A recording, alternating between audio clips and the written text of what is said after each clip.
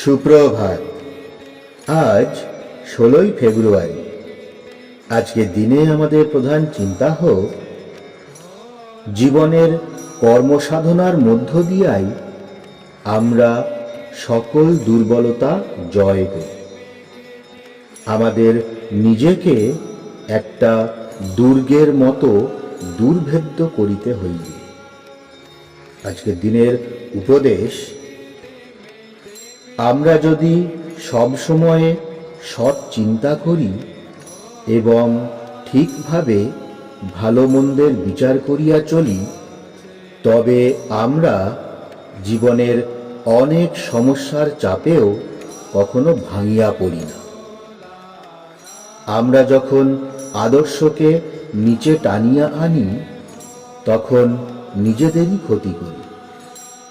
আমাদের আচরণ যদি এমন হয় যে আমরা একটা নির্দিষ্ট উন্নত পথের মর্যাদা রক্ষা করিয়া চলিব, তবে জগৎশুদ্ধ লোক যাহাই করুক না কেন, আমাদের মান অক্ষুণ্ণ থাকে। আমরা যদি ভগবানের আলোতে বিচরণ করি, তবে অন্ধকার সেখানে কোনো স্থান পায় না। হৃদয়ে যদি প্রেমের প্রদীপ জ্বালাইয়া রাখি, তবে নিশ্চয়ই সত্যের আলোক সতত আমাদের জীবনকে দীপ্তি দান করিবে।